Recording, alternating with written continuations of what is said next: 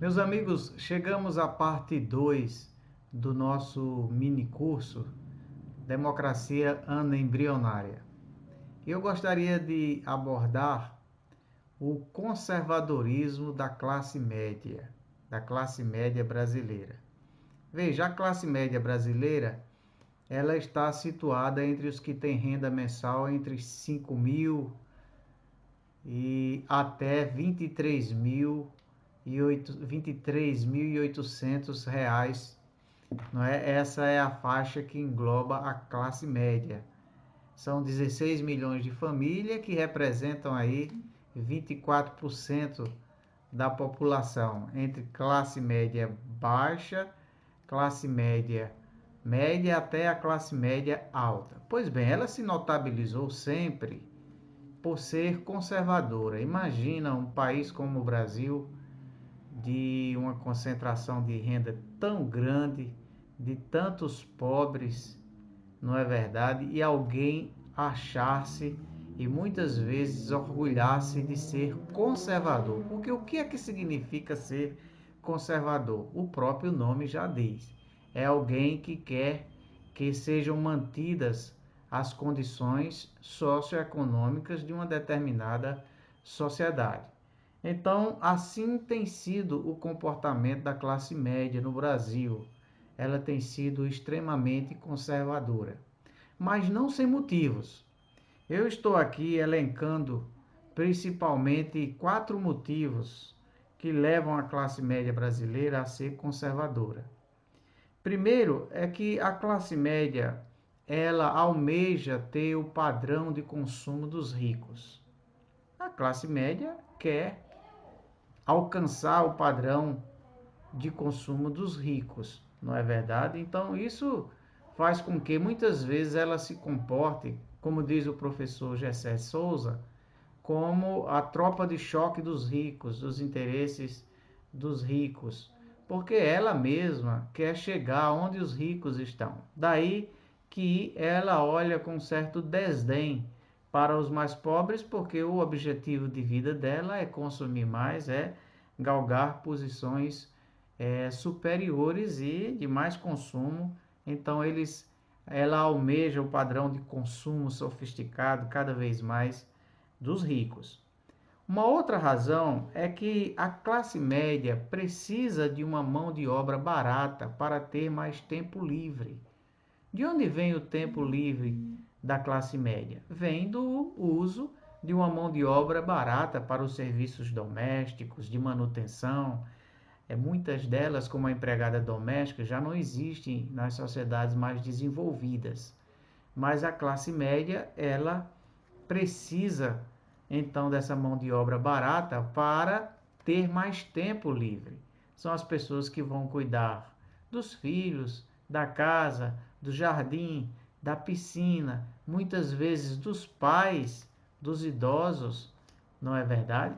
Então, a qualidade de vida da classe média em termos de tempo livre depende de que se mantenham as condições de disparidade de renda também, porque estando os serviços domésticos mais baratos, ela tem mais condições de ter tempo livre. Por isso que nos períodos de pleno emprego, em que a mão de obra aumenta um pouco o seu poder de compra e a sua renda real, e ela se torna mais escassa para esse tipo de serviços, coisa que mexe no status quo, na qualidade de vida da classe média. Então essa é a segunda razão. A terceira razão, de caráter ideológico, é que a classe média também ela é consumidora da visão de mundo dos meios de comunicação. Então a classe média é quem paga as TVs por assinaturas, as revistas semanais, das famílias que dominam os meios de comunicação, né, os grandes veículos impressos e até a grande mídia aberta, porque no Brasil os meios de comunicação são concentrados em poucas famílias e eles têm propriedades cruzadas, não é? Eles dominam o mercado de comunicação aberta, das TVs fechadas, das revistas impressas, dos jornais diários. Então a classe média, ela consome tudo, todas as teses, todos os argumentos, todas as visões de mundo. Pegue uma pessoa, não é? Que não está de maneira nenhuma influenciada pela visão de mundo dos grandes meios de comunicação, pela ideologia deles, e faça com que ela leia, tenha contato permanente com isso, e ela vai absorver, vai pensar o mundo, a sociedade, tal como ela absorve, ela se alimenta todo dia. Então a classe média, ela está ali de prontidão para apoiar todas as teses, muitas vezes contrárias aos interesses dos trabalhadores, como no caso da reforma trabalhista, como no caso da reforma da Previdência, do teto dos gastos. A classe média é indiferente ao SUS, porque ela não se utiliza do SUS. Recentemente, o presidente da Câmara, nessa crise da pandemia brasileira, disse que estava olhando o SUS com outros olhos. Ele estava olhando com outros olhos porque, na verdade, ele nunca olhou, ele nunca precisou do SUS. Ele tem seu plano de saúde. Então, isso gera uma indiferença da classe média em relação àquilo que interessa aos mais pobres e à classe trabalhadora. Não é porque exatamente ela consome toda a visão de mundo dos meios de comunicação. E por último, a classe média também acredita que o controle da violência se dará por via autoritária.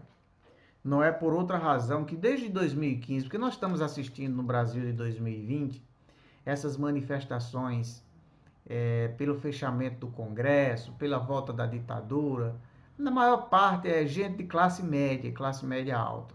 Na visão deles, vai ter menos violência se a ditadura voltar. Mas isso é desde 2015. 2015, eles queriam desestabilizar o governo de então, com aquelas manifestações apoiadas pelos meios de comunicação. As famílias brasileiras estão na rua, e lá estavam os cartazes pela volta da ditadura. E agora, em 2020, como os meios de comunicação eles estão meio que envergonhados do apoio que deram à agenda de Jair Bolsonaro e pelo fato de serem omissos em relação à campanha e permitirem que Jair Bolsonaro tivesse o caminho facilitado, né, com suas fake news, com tudo, para ser eleito. Então agora a grande mídia coloca essas manifestações como manifestações antidemocráticas, mas elas sempre existiram. De toda forma, a classe média é a que é mais receptiva a essa ideia do autoritarismo, porque ela acredita que isso controlará a violência, manterá a coisa em ordem, né? Manterá a ordem social. Não é verdade.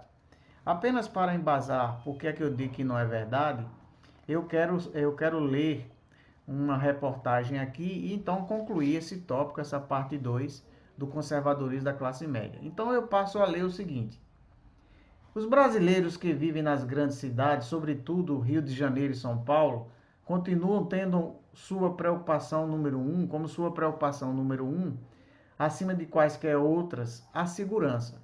Certas áreas urbanas do Brasil já se encontram entre as piores do mundo em matéria de criminalidade, superando os mais notórios infernos sociais de que se tem notícia. Pouco a pouco, os hábitos da população vão se alterando em função da violência a que é diariamente submetida. Em nenhum lugar esta escandalosa tragédia brasileira é mais evidente do que no Rio de Janeiro e em suas franjas suburbanas. Não há nada que realmente possa equivaler ao que acontece ali todos os dias. Edifícios inteiros são assaltados, roubam-se as pessoas dentro dos ônibus que circulam à luz do dia. Criminosos atacam automóveis que param os sinais de tráfego, ferem e matam suas vítimas, ateiam fogo às suas casas. É raro na zona sul do Rio, encontrar uma família ou roda de amigos que não tenha tido nenhum de seus membros assaltado. E parando sobretudo a incomparável Baixada Fluminense, com seus mais de 2.000 pessoas assassinadas, algo como uma a cada 4 horas. É como se fosse uma guerra civil. Na verdade, um princípio de anarquia começa a tomar forma nessas áreas conflagradas diante do silêncio do Estado. Jamais houve no país um problema de segurança nacional mais genuíno que esse. Jamais tantas pessoas foram tão flagrantemente oprimidas em seus direitos mais fundamentais. Mas, em vez de estar entre as primeiras preocupações do poder, a questão na prática está entre as últimas. Após perder o controle sobre as ruas, são os criminosos hoje que mandam nelas. O Estado brasileiro parece conformar-se com isso. É uma das marcas mais deprimentes que o país tem a exibir. Então vejam, sabe de quando é essa reportagem que eu acabei de ler? Ela é de 7 de janeiro de 1981. O regime era militar, nós estávamos sob a ditadura, nós estávamos sob uma intervenção no governo do estado que era um militar, o secretário de segurança era outro militar, tudo estava debaixo da ditadura. Era o regime, os anos de chumbo da ditadura. E esse era o quadro social do Brasil. É uma bobagem pensar que a violência vai controlar a violência, que as ditaduras vão pacificar a sociedade, vão gerar mais coesão social. Mas a classe média, não é? Ela expressa isso. Muitos acham que estando bem, não é? Porque a classe média ela tem direitos pelo que ela compra. Então ela não se importa que os lá de baixo tenham menos direitos. E esse é um passe, é um gargalo da democracia brasileira, né? Por essas características que nós acabamos de mencionar. Então, esse é o segundo ponto, a segunda parte do nosso mini curso, conservadorismo da classe média. Então, não vamos partir no terceiro episódio, não é? Na terceira parte, vamos falar um pouco então sobre as instituições conspiradoras. Um abraço a todos.